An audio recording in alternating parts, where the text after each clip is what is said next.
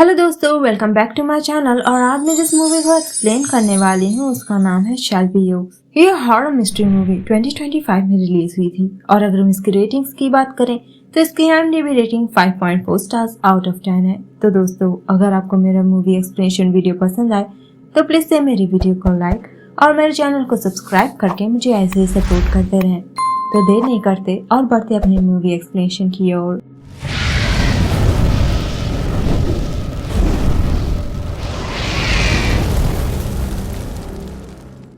तो इस मूवी की शुरुआत में हमें यह जानकारी दी जाती है कि 2008 में रायली ब्रैंडन नाम की एक लड़की जो कि एक गोस्ट हंटिंग शो की होस्ट थी, वो अचानक से ही गायब हो गई है और उसके कोई ट्रेसेस नहीं मिल रहे हैं कि उसके साथ में क्या हुआ और वो कहाँ गई। और बैकग्राउंड में हम रायली की आवाज को सुन पाते हैं जो बहुत ज्यादा डरी हुई थी। अपने आखिरी पलों में खोने से पहले वो कह रही थी कि यहाँ उस पर कोई नजर बनाए हुए है और इसलिए उसे बहुत ही ज्यादा डर लग रहा है। और ये वही है और वो ये सारी बातें रो रो कर बता रही होती है कि तभी उसके कमरे के बाहर तमाम तरह के शोर सुनाई देने लगते हैं, जैसे कि उसके घर में कोई घुस आया हो और उसके बाकी के साथियों पर हमला करके उन्हें मार रहा हो। और तमाम कुत्ते भी भौंक रहे होते हैं उस वक्त, जिससे रायली बहुत ही ज्यादा डर जाती है और उसे उस वक्त समझ ही नहीं आ रहा था कि वो क्या करे, चुपचाप बैठी रहे या फिर अपने दोस्तों की खबर ले। तो कुछ समय बाद वो हिम्मत करके जैसे ही आवाजें थोड़ी सी शांत होती है वो कमरे से बाहर निकल जाती है। और यही वो अंतिम बार है जब रायली जिंदा नजर आई थी और इस वक्त रायली की यही रिकॉर्डेड वीडियो पुलिस के पास थी और कुछ नहीं। और शायद उस वक्त वो किसी से वीडियो कॉलिंग पर बात कर रही थी। और ऐसा नहीं है कि सिर्फ रायली ही गायब हुई थी, उस वक्त उसकी टीम के पूरे ही मेंबर्स गायब हो चुके थे। और उस वक्त लोगों को तब ये एक हाइप क्रिएट करने का तरीका लग रहा था। ये ओहियो का हादसा था शेल्बी ओक्स का, जहाँ पे ये यूट्यूब चैनल वाले गायब हुए थे। लेकिन एक हफ्ते बाद ही जब इन लोगों का कोई पता नहीं चलता तो पुलिस और मीडिया सब हरकत में आ जाते हैं, क्योंकि उनके फैमिली मेंबर्स पुलिस के पास बार बार कंप्लेन कर। और यहाँ पर ये टीम 2 कैमरास अपने चैनल के लिए इस्तेमाल कर रहे थे, जिनमें से एक तो पुलिस के पास है लेकिन दूसरा वाला कहाँ गया ये सबको जानना था। खैर, ये बात तो रायली के व्यूवर्स और पब्लिक की थी कि वो क्या सोचते हैं। सीन तब शिफ्ट होती है मिया पर, जो हादसे के जगह से कुछ माइल्स दूर ही रहती थी। और मिया अपने सिस्टर रायली के लिए काफी ज्यादा फिक्रमंद थी। और मिया को हम रायली के खो जाने के 12 साल बाद देख रहे हैं, जो एक डॉक्यूमेंट्री के लिए इंटरव्यू दे रही थी। और ये डॉक्यूमेंट्री रायली के ही लाइफ पर है। तो मिया रायली के लाइफ और उनके रिश्ते के सारे ही एक्सपीरियंसेस शेयर कर रही होती है लोगों से कि रायली उम्र से ज्यादा मैच्योर थी वगैरह वगैरह। खोजबीन उसे ज्यादा पसंद था और वो भूतों के बारे में ज्यादा जानकारी इकट्ठा करना चाहती थी। और वो जैसे ही सो कर उठती वो अपने स्केच बुक में अपने विविड ड्रीम्स के स्केचेस बना डालती। काफी ज्यादा टैलेंटेड भी थी और म्यूजिक भी उसे पसंद था। आगे चलकर आर्ट्स में अपना हुनर भी दिखाया था और फाइनली उसने अपना सबसे पसंदीदा प्रोफेशन चूज किया, गोस्ट हंटिंग, और अपना एक यूट्यूब चैनल इंट्रोड्यूस करा जिसका नाम था पैरानॉर्मल पैरानॉइड, क्योंकि वो डिमोनोलॉजी साइकिक फील्ड में काफी ज्यादा इंटरेस्टेड थी। तो उसने अपने जैसे दोस्तों के साथ शो के लिए टीम बना लिया, जिसमें थे पीटर, लॉरा, डेविड और खुद रायली। के बाद से ये लोग अपने कंटेंट के लिए तरह तरह के हॉन्टेड जगहों पर जाने लगे और अनजाने में ये अपने जान के लिए खतरा भी पालने लगे। और ऐसे ही जगह पर जाने के बाद से ही रायली के साथ में एक हादसा हुआ, जो थी एक अबैंडन्ड प्रिजन, जहाँ पर रायली ने किसी को नोटिस करा था और बहुत ही ज्यादा वो डर गई थी। और उसने जो उस वक्त रिएक्शन दिया था, लोगों को वो पब्लिसिटी स्टंट लगा था। और तब पुलिस की इन्वेस्टिगेशन के दौरान उन्हें पता चला कि इस टीम के खत्म होने से पहले ये शेल्बी ओक्स के अम्यूजमेंट पार्क के आसपास घूमते हुए दिखे थे, जो अम्यूजमेंट पार्क बहुत सालों पहले ही एक फायर एक्सीडेंट के दौरान झुलस गया था। काफी लोगों की इसमें डेथ हुई थी, तो जाहिर सी बात है ये हॉन्टेड ही थी। के बाद कहानी वापस से मिया पर आती है, जो अपनी कहानी बता रही होती है कि रायली के खोने के 2 साल पहले ही उसकी मुलाकात रॉबर्ट से हुई, जो उसके हस्बैंड है। और ये कपल उस वक्त पेरेंट्स बनने के लिए काफी ज्यादा डेस्परेट थे, पर मिया कंसीव ही नहीं कर पा रही थी। क्यों नहीं कर पाई ये उसे अब तक नहीं पता। और जब रायली खो गई, हालत और भी ज्यादा बिगड़ गई। मिया रायली को ढूंढने के टेंशन में रॉबर्ट से दूर होती चली गई, तो रॉबर्ट भी तंग आकर मिया से दूर हो गया।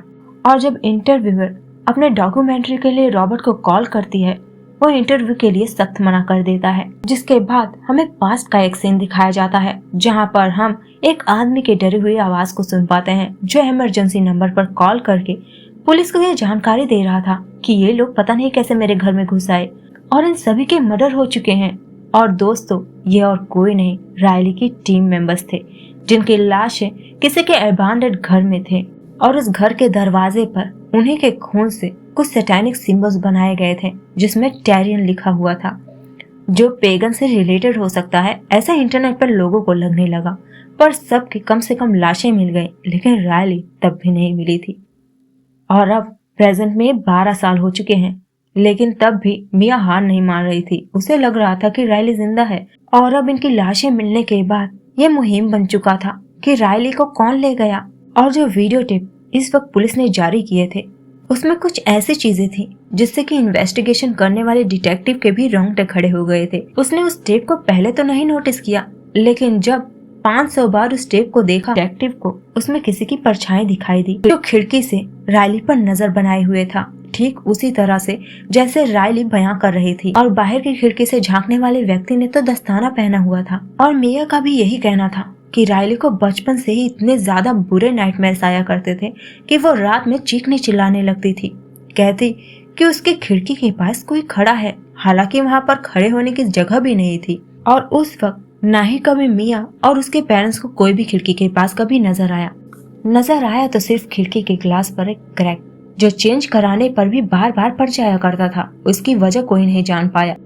और ये सारी तो चाइल्डहुड की बातें थी, लेकिन जैसे ही वो 13 साल की हुई वो बहुत ज्यादा सिक्रेटिव होती चली गई, कुछ शेयर ही नहीं किया करती थी। या फिर ऐसा भी हो सकता है कि वो चीजें उसे दिखना ही बंद हो गई हो। लेकिन प्रिजन वाले इंसिडेंट के बाद से उसे दोबारा से वो चीजें दिखना शुरू हो गई थी और ये चीजें जैसे कोई डिमोनिक फिगर सी लग रही थी। और मिया को इसलिए लगता था कि शायद रायली जिंदा है, और उसे एग्जैक्टली क्यों लग रहा था यह हम अंत में समझ पाएंगे। और एग्जैक्ट अपने एक इंटरव्यू के दिन ही मिया के दरवाजे पर कोई दस्तक देता है और जैसे ही मिया दरवाजा खोलती है वो आदमी कहता है कि फाइनली उसने मुझे जाने दिया। ये कहते ही वो अपने आप को मिया के सामने ही शूट करके खत्म कर देता है, जैसे उसे किसी ने कैदी बनाकर रखा हो, जिससे मिया को शॉक लग जाता है। लेकिन वो अपना आपा नहीं खोती। उसकी नजर तुरंत ही उस आदमी के हाथ पर पड़ती है, उस टेप पर जो वो अपने साथ लेकर आया था।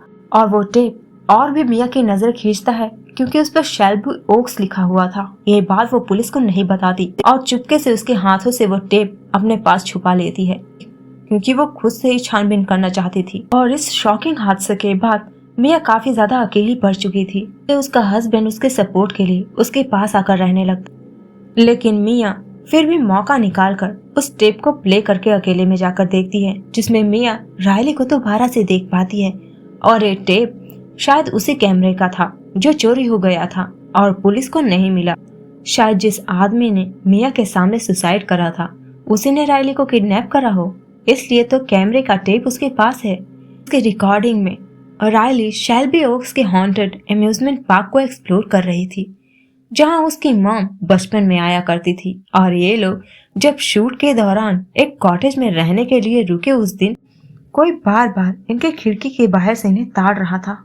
और उस दिन रायली का बिहेवियर भी बहुत ही ज्यादा ऑड होता चला जा रहा और वो किसी से बात भी नहीं करना चाहती थी, सबको अवॉइड कर रही थी और वहां से जाना चाहती थी। और खतरा जब दिन में था तो इन्हें वहां से निकल जाना चाहिए था, लेकिन नहीं, शूटिंग पूरी करनी है। रुक गए उस कॉटेज में, लेकिन शाम होते ही डॉग्स इनके घर को सराउंड करने लगे, इसलिए सारे टीम मेंबर्स को अब डर लगने लगा और सबको अब क्रीपी सी फीलिंग्स आने लगी थी। पर क्या कर सकते थे, अब भाग भी नहीं सकते। और बस कुछ ही पल बाद कोई उनके डोर पर बैंग करने लगता है और जैसे ही आवाज आना बंद हो जाती है ये लोग चुपके से जाते हैं दरवाजा खोलकर देखने के लिए।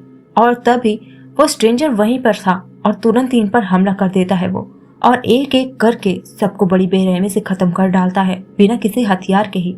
पता नहीं उसके हाथों में कितनी शक्ति थी, ऐसे लग रहा था जैसे उस पर कोई डिमोनिक छाया हो। और इसके बाद वो रायली को उठा ले गया और ये वही इंसान है जिसने मिया के सामने सुसाइड करा। और मिया तब बहुत ही ज्यादा दुखी हो जाती है सब कुछ जानने के बाद। और रॉबर्ट ये चाहता था कि मिया ये सब कुछ जाकर पुलिस को बता दे। मिया के समझ में पुलिस इसके बाद कुछ भी नहीं करने वाली, वो रायली को नहीं ढूंढने वाले, इसलिए वो खुद से ही छानबीन करना चाहती थी।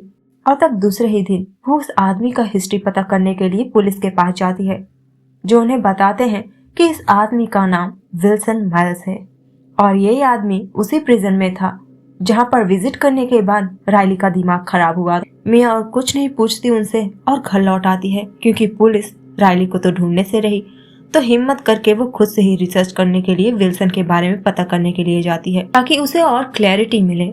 और मिया उस ऑफिसर से पर्सनली मिलने के लिए जाती है जो विल्सन के टाइम पर ऑन ड्यूटी था, और उनके जरिए मिया को ये पता चलता है कि जब विल्सन प्रिजन में आया था तभी उस प्रिजन में एक हॉरिबल घटना घटी जो लोग डिमोनिक मानते हैं, क्योंकि पता नहीं कैसे एक कंप्यूटर एरर की वजह से सारे ही प्रिजन के सेल्स अपने आप ही खुल गए और आग लगने की वजह से 18 की तो मौत हो गई। लेकिन ये आदमी सूद समेत खड़ा था, वैसे वो बहुत ही ज्यादा अजीब बिहेव कर रहा था, और जब से वो जेल से निकला उसका कोई अता पता नहीं है। और ये ऑफिसर अब भी डाउटफुल था कि क्या सचमुच में वो आदमी मर चुका है, क्योंकि वो था ही इतना डरावना। और इतने रिसर्च के बाद मिया इस नतीजे पर पहुंच चुकी थी कि वो अपने हस्बैंड को सारा मामला सीधे शब्दों में समझा सके। मिया बताना शुरू करती है कि जैसे ही विल्सन ने जन्म लिया, शेल्बी ओक्स अपनी ग्लोरी खो बैठा, क्रॉप सारे खराब हो गए, लोग देश छोड़कर भागने लगे भूखमरी की वजह से, और बिजनेसेस क्लोज होने लगे, वगैरह वगैरह। मतलब ये लड़का एक श्राप की तरह जन्मा था। और जहाँ जिस जगह विल्सन रुका था 5 सालों के लिए प्रिजन में, उसकी दशा 5 सालों में ही बदल गई। जैसे ये मान लो कि कोई खूबसूरत बंगला 5 ही साल में एक भूत बंगले की तरह दिखने लगा हो। रायली को किडनैप कर लिया, और ये मामला और भी डीप है। रायली की टीम को खत्म करने के बाद जो निशान दरवाजे पर उसने बना रखे थे वो इनक्यूबस डीमन के थे, जैसे विल्सन ने उसे इनक्यूबस डीमन को उनकी बलि चढ़ाई हो। मतलब ये हुआ कि इनक्यूबस विल्सन को पॉजेस करके उसका इस्तेमाल कर रहा था, और ये इनक्यूबस तब से रायली के पीछे पड़ा है जब से शायद उनकी मॉम उन्हें अबैंडन हॉन्टेड एम्यूजमेंट पार्क में ले गई थी। और तब से रायली रोज नींद में चीखती चिल्लाया करती थी। इसलिए एक रात मिया ने सोचा कि क्यों ना मैं रायली के साथ में जाकर सो जाऊं और देखूं कि वो कौन है। और रायली तो उस दिन नींद भर के सोती है, लेकिन मिया नहीं सो पाती, क्योंकि कोई चीज विंडो पर स्क्रैच कर रहा था और विंडो का वो ग्लास अपने आप ही चटकने लगा। और उस रात मिया ने उस डीमन को अपने आंखों से देखा, और उसे यकीन हो गया कि रायली झूठ नहीं बोलती, पर वो ये बात किसी को नहीं बताती। ये कहानी सुनकर उसके हस्बैंड को यकीन हो चुका था कि मिया सनक चुकी है और अब इसका कुछ नहीं हो सकता। वो उठकर चला जाता है, और उसका रिएक्शन देख मिया को बहुत दुख होता है कि कोई उसकी बात नहीं सुन रहा। लेकिन तभी उसकी नजर एक डिमोनोलॉजी बुक पर पड़ती है जो रायली पढ़ा करती थी, और इस बुक में इनक्यूबस डीमन का जिक्र था, हेलबाउंड का भी, जो शैतानी पैरासाइट हैं। जैसे कि इनक्यूबस के दूध भी आप समझ सकते हैं, और ये डॉग के वेश में आते हैं, इनक्यूबस का काम करके चले जाते हैं, और इनकी आंखें काफी ज्यादा ग्लो करती रहती हैं। में ये मिया को भी सराउंड कर रहे थे, लेकिन मिया के हथियार ढूंढने से पहले ही ये सारे डॉग्स भाग जाते हैं। इसीलिए मिया को यकीन हो चुका था कि वो सही ट्रैक पर है, और अब ये नहीं रुकती। ये रात में ही गाड़ी उठाती है और विल्सन के रहने वाले प्रिजन में पहुंच जाती है, पता करने के लिए कि क्या पता कोई क्लू मिल जाए। और क्लू सिर्फ यही मिलता है कि जो नेम इनिशियल्स इनकी माँ घर वापस आने के लिए बनाया करती थी बचपन में, वो विल्सन ने अपने सेल के अंदर बना रखा था, जिसमें मिया और रायली का नाम था।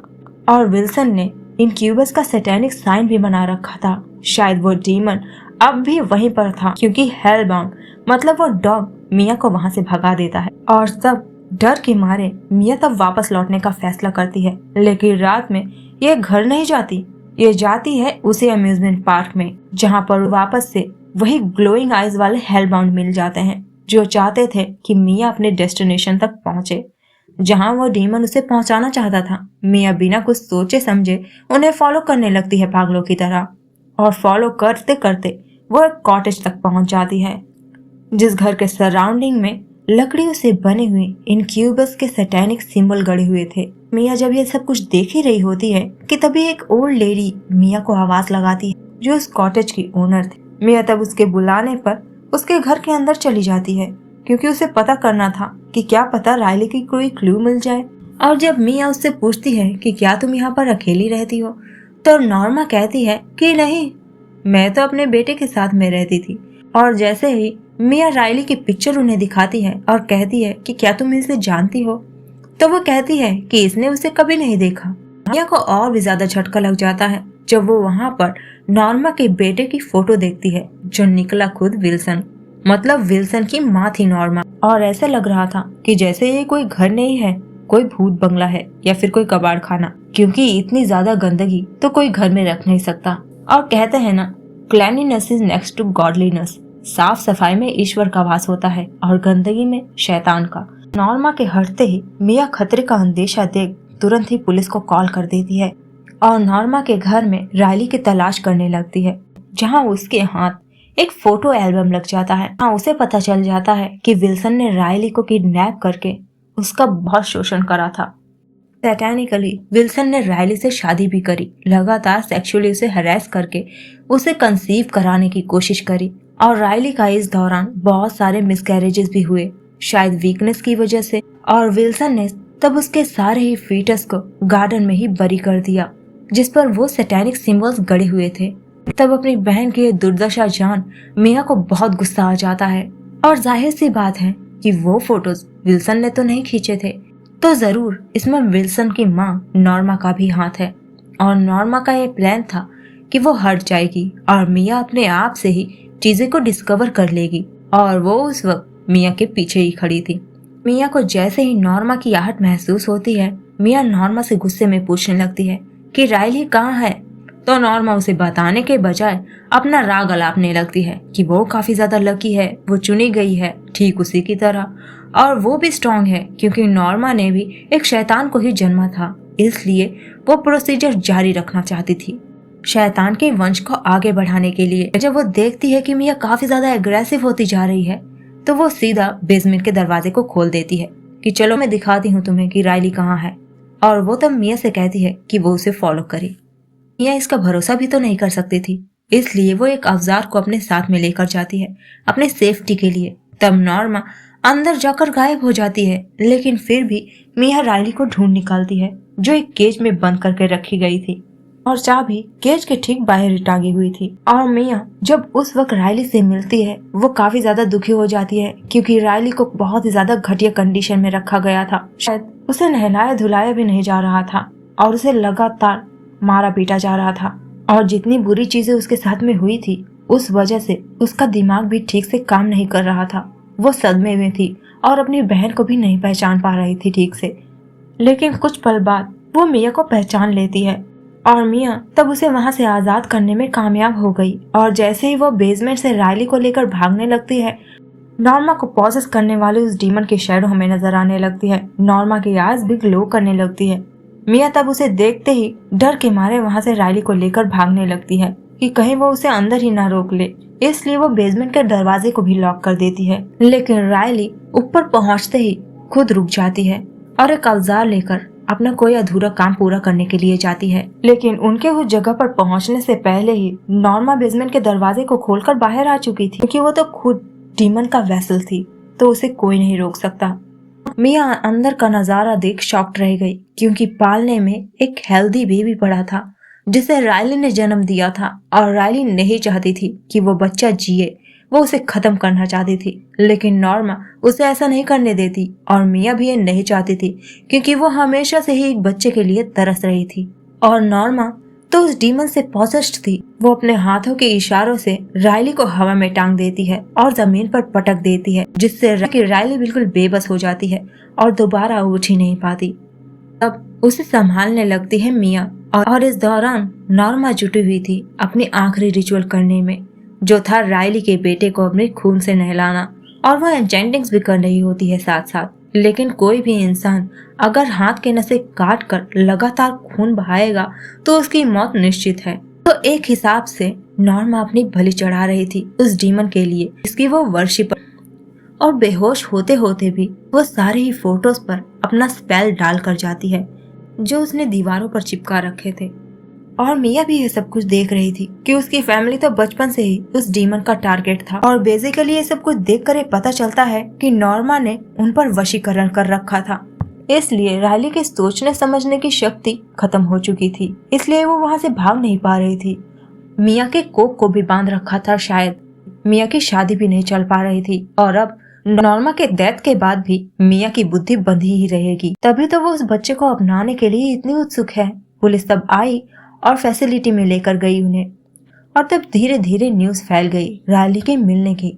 लेकिन रायली अब भी नॉर्मल लग नहीं रही थी और उसे जैसे किसी बात का अफसोस हो। और मिया भी पता नहीं क्यों अपने हस्बैंड को माफ नहीं कर पा रही थी, लेकिन बेबी के लिए वो काफी ज्यादा खुश थी, जो काफी ज्यादा वियर्ड सी बात है। कुछ समय बाद जब रायली और उसके बेबी को मिया एक साथ छोड़कर कमरे में गई अपने इंटरव्यूअर को विदा करने के लिए, तो वो इंटरव्यूअर उससे पूछ पड़ती है कि तुम्हें एग्जैक्टली कैसे पता चला कि रायली वहीं पर है। तो मिया खुशी खुशी बताने लगती है कि शायद ऊपर वाला उसे ये दिखाना चाहता हो, ये उन्हीं की मर्जी हो, लेकिन हमें पता है कि ये किसकी मर्जी है। और यहाँ पर रायली को मौका मिलते ही वो उस बेबी का काम तमाम करने के लिए आगे चल पड़ती है, लेकिन मिया आकर सारा काम गड़बड़ कर देती है। वो उस बच्चे के लिए इतनी पागल थी कि रायली की बातों को समझने के बजाय वो उसे बचाने के चक्कर में रायली को ही खिड़की से बाहर धक्का दे देती है। लेकिन रायली बच गई थी गिरने के बाद।